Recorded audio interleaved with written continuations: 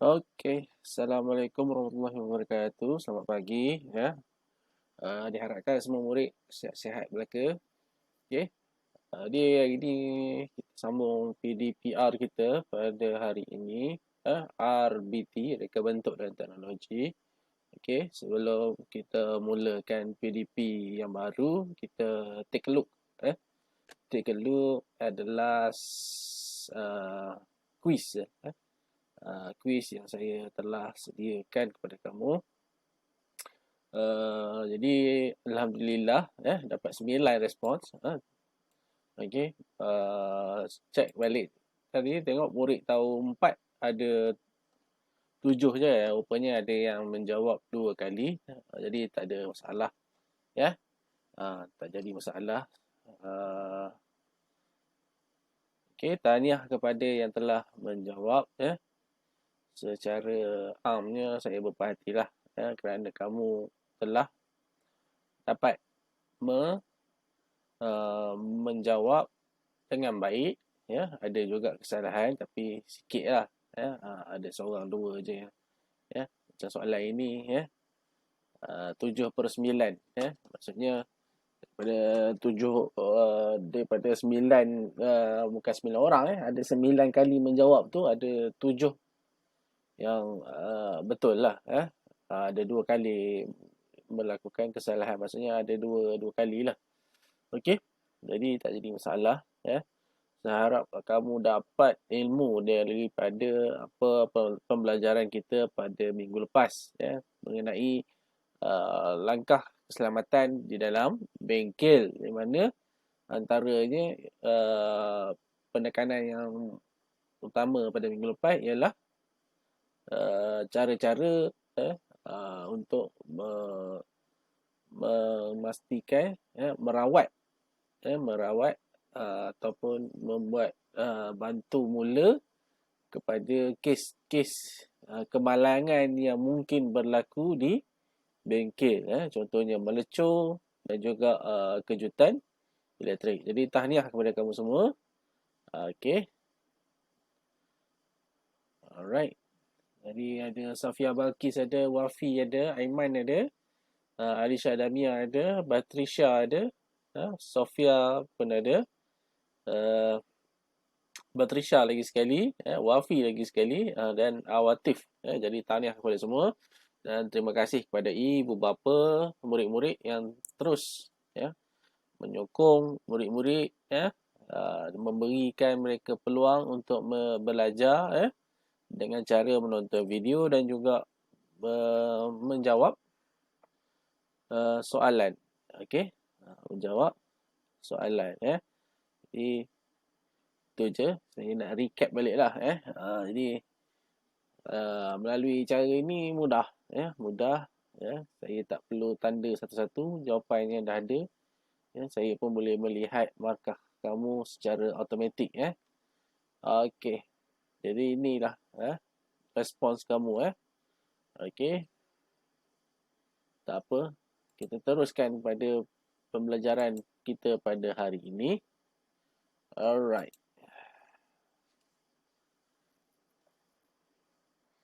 Reka bentuk teknologi bagi tahun 4. Okey. Next. Okey. Mari kita sama-sama tengok sebelum kita mulakan tajuk hari ini ya. Kita nak masuk tajuk baru ada sedikit lagi di bahagian keselamatan tu, tetapi apa yang isi kandungan yang telah disentuh dalam topik itu saya dah sentuh dah dalam yang lepas-lepas. Jadinya saya kira saya dah meliputi dah cuma daripada segi buku teksnya adalah notanya, jadi kamu boleh baca lebih kurang sama je apa yang saya beritahu dalam video dan apa yang ada dalam buku teks tu iaitu apa yang akan terjadi kalau kita tidak patuh kepada peraturan keselamatan. Okey, lama dah bercakap. Okey, ini kita tengok design Ini kereta nama dia Lotus Lotus. Kereta Lotus ini adalah sebuah kereta mewah, kereta sports, kereta sports mewah yang syarikat dia dibeli oleh syarikat Proton. Satu masa dahulu syarikat Lotus ini adalah syarikat yang telah dibeli oleh Proton. Dia asal dia daripada United Kingdom. Jadi kita tengok keretanya lawa, ada bentuknya di sini ada masuk angin, kat sini masuk angin cantik lah. Reka bentuknya sangat cantik dan ada fusi-fusinya dia tembuk-tembuk dekat bonnet ni depan ni, dekat hood ni ada fusi dia. Untuk apa? Okey. Jadi ini yang kita nak belajar pada hari ni Okey, kemudian kita tinggalkan kereta, kita pergi pula kepada gambar ni. Okey. Okey. Gambar ni. Gambar ni gambar apa gambarnya? KLCC bukan? Gambar ni gambar apa? Gambar menara apa ni? Ni sebuah menara bukan nama KLCC. Kan? Siapa yang tahu boleh jawab nanti saya bagi hadiah nanti. Okey. Jadi sini soalan betul ni. Siapa yang tahu boleh berhubung dengan cikgu, bagi tahu jawapan dia apa. Yang pertama yang paling cepat dan betul dapat hadiah daripada saya. Hadiah tak boleh beritahu lah. Rahsia lah. Jadi ni apa ni? Menara kan? Menara ni bertingkat-tingkat ni. KLCC ada 2 tapi dia ni bukan. Dia 1 macam-macam desainnya. Sangat tinggi Okey. Antara bangunan tertinggi juga di dunia Alright. Dan yang ini makanan. Orang Jepun panggil bento panggil bento. Bento maksudnya bekal adalah bekal reka bentuk bekal untuk dibawa di Jepun sana. Murid-murid dia biasanya membawa bento, membawa bekal datang ke sekolah jadinya mak dan ayah mereka akan sediakan makanan lah yang bentuk macam ni dan untuk menarik murid budak-budak makan. Cikgu cari juga tadi gambar yang lagi cute tapi tak ada jadi dia orang akan buatlah bentuk kartun lah makanan tapi direka bentuk jadi kartun lah macam ni dia buat bunga je. Ni mungkin untuk murid yang dah besar sikit lah darjah 4, 5 jadi dah besar tak perlulah nak buat rekaan yang kartun-kartun sangat sebabnya buat macam ni pun dia orang makan juga okey. Jadi kalau yang murid yang kecil-kecil tu itu yang dia orang akan buat bentuk kartun, bentuk Doraemon, bentuk Mickey Mouse dibentukkan nasi tu dibentukkan sushi dan sebagainya dengan cantik digunakan warna-warna yang menarik okey. Dipotong dengan bentuk yang menarik ni contohnya. Okey. Apa yang kita nak belajar hari ni? Hari ni kita nak belajar mengenai reka bentuk tajuk ataupun nama mata pelajaran kita ialah reka bentuk dan teknologi. Apa itu reka bentuk? Reka bentuk ialah corak ataupun bentuk sesuatu produk cara kita membuat corak ataupun bentuk dia lah sesuatu produk produk ini ada orang ingat reka bentuk ni buat kereta, buat bangunan reka bentuk ni tidak terhad kepada kereta, bangunan buat kasut sebagainya, tidak dia tidak terhad. Makanan tadi pun macam saya tunjuk itu pun termasuk dalam reka bentuk kita ada reka bentuk gelas, reka bentuk pakaian dan reka bentuk makanan macam saya tunjuk tadi lah bento yang ini reka bentuk apa ni ni nama dia kuih bulan jadi kuih bulan ini banyak orang jual orang Cina pada tahun baru Cina dia akan makan kuih bulan jadi kuih bulan ni dia buka kat dalam ni ada telur telur masin.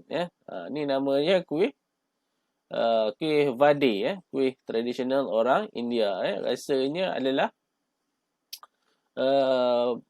berempah, macam kari macam tu. Dia buat daripada kacang dal campur dengan rempah apa benda tak. Pernah lah makan tapi tak pernah buat kan. Dan ini kuih-kuih Melayu lah. Ada belaka ni kuih-kuih talam dia panggil, dan kuih koci ada ni. Ni kuih talam ni, kuih lapis ni kuih talam. Dia buat dalam talam, dia panggil kuih talam. Okey. Terusnya. Okey, tadi kita tengok kenapa reka bentuk, apa maksud reka bentuk.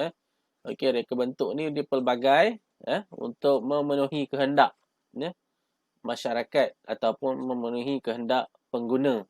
Okey. Jadi sesuatu reka bentuk itu adalah berdasarkan keperluan ataupun kehendak. Boleh jadi keperluan, boleh juga jadi kehendak. Di mana kehendak ni contohnya masyarakat suka bentuk yang macam itu. Jadi sesebuah syarikat ini kena buat bentuk yang macam itu. Okey. Masyarakat suka, pengguna suka cawan tu ada gambar bunga-bunga. Jadi syarikat yang buat cawan pun asalnya buat kosong je bentuk, tak ada bunga. Kemudian ditukar. Orang suka ada keluar yang bentuk bunga. Dia buat yang pula yang bentuk bunga. Besok dah sampai masa masyarakat ataupun pengguna dah tak nak dah beli yang bentuk ada bunga-bunga ni, nak yang kosong pula, dia keluar balik yang kosong. Jadi memenuhi keperluan dan kehendak. Serupa juga kereta. Kereta ke makanan pun begitu juga. Dia reka bentuk untuk memenuhi keperluan dan kehendak. Keperluan makanan apa? Keperluan makanan untuk kita mengelakkan daripada lapar. Tetapi kenapa kena buat bento tadi? Kena buat hiasan cantik-cantik, guna warna merah ada, hijau ada, kuning ada, putih ada, pelbagai di situ untuk memenuhi kehendak budak yang nak makan tu. Untuk memenuhi kehendak budak yang nak makan tu. Kalau buat satu warna aja, buat nasi goreng warna coklat ataupun warna hitam ataupun warna putih, nasi goreng warna putih. Dia tidak berselera nak makan, tidak berminat untuk makan. Tapi kalau buat bentuk macam itu, bentuk ada Mickey Mouse, warna pula biru, hijau, jadi dia pun berminat ataupun berselera untuk makan. Okey. Setiap reka bentuk ada kepentingannya dalam kehidupan. Jadi dia memenuhi keperluan dan kehendak yang berbeza. Okey. Jadi kita pun tahulah semua benda yang ada di persekitaran kita ni direka bentuk untuk memenuhi keperluan pengguna dan juga kehendak pengguna. Keperluan dan kehendak. Keperluannya apa? Okey. Kehendaknya apa? Okey. Dan sesuatu reka bentuk itu juga perlu direka untuk memudahkan urusan kita dan juga perlu direka untuk memastikan penggunanya selamat. Pengguna selamat. Okey. Kalau kita buat saja sesuatu reka bentuk tapi bahaya, kemungkinan reka bentuk itu tidak boleh menjadi produk. Tidak, ataupun kalau dah jadi produk terpaksa tarik balik. Contohnya ada sesuatu produk tu bila didapati berbahaya. Bahaya. Kamu buat produk itu, design dia dah cantik dah tapi bahaya, boleh mengakibatkan kemalangan contohnya. Jadi akan ditarik semula. Kerajaan akan suruh yang ni tak boleh dijual. Okey. Sesuatu reka bentuk itu kita kena penuhi ciri-ciri yang tertentu, bukan semata-mata keperluan dan kehendak. Okey. Reka bentuk contohnya cerik, ni mesin kopi, masukkan kopi kat atas ni, air panas dan sebagainya. Kemudian dia akan buat kopi secara automatik. Dia akan tuang ke dalam jug ini, dan di bawah ini ada pemanas. Jadi kopi itu sentiasa panas. Okey. Dan yang ini, reka bentuk juga salah satunya untuk membantu menjimatkan masa. Menjimatkan masa. Dia bagi dua gambar. Satu kereta api. Ini kereta api lama lah. Kereta api lama. Dan ini kereta api yang baru. Jadi kalau kamu tengok ada perbezaan antara dua kereta api ini. Apakah perbezaannya? Beza dia yang ini bentuk dia kotak macam ni kan. Bentuk yang macam ini. Okey. Daripada segi rekaannya, bentuk sebegini dia akan lebih laju. Boleh lebih laju kerana dia apa? Dia panggil potong angin, kita panggil potong angin. Angin boleh melalui permukaan depan kereta api ini dengan lebih mudah. Manakala bentuk yang ini, bentuk kereta api lama ini akan wujud hadangan angin. Angin akan lalu kat sini. Lalu juga, tetapi memujudkan hadangan angin, jadi kereta api tidak boleh bergerak lebih laju, selaju kereta api yang ini. Yang ni dia buat untuk tajam. Ada sebab kenapa dia buat tajam. Bukan sebab dia suka. Bukan sebab nak nampak mahal. Tidak. Tetapi untuk memudahkan angin bergerak melalui hadapan ni kan. Dia melalui jadi dia ke tepi. Ada yang ke tepi. Ada yang naik ke atas. Ada yang ke kiri. Okey. Dan juga reka bentuk ini memberikan pilihan, cita rasa, kemampuan dan gaya. Okey. Contohnya kasut lah. Secara umumnya kasut. Dia bagi kat sini. Jadi untuk memenuhi cita rasa. Okey. Cita rasa lelaki. Lelaki cita rasanya tak pakai kasut bertumit tinggi. Cita rasa perempuan pula dia sukakan hiasan. Jadi dekat kasut pun dia nak letak manik banyak-banyak ni. Okey. Lelaki. Kemudian kasut. Kasut macam ni. Kasut sukan. Dibuat untuk tujuan bersukan asalnya lah. Bersukan. Sekarang ni ramai yang pakai buat jalan-jalan pun ada. Okey. Untuk tujuan bersukan. Jadi dia memenuhi kehendak. Dan cita rasa. Okey. Dan juga kemampuan. Kemampuan maksudnya orang yang mampu untuk beli kasut yang mahal akan beli kasut yang mahal. Orang yang tak mampu beli kasut yang mahal, dia akan pilih kasut sukan yang lebih murah. Contohnya kasut yang ini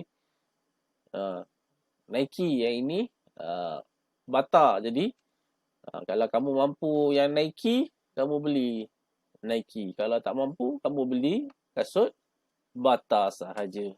Okey. Jadi itu sahaja untuk minggu ini.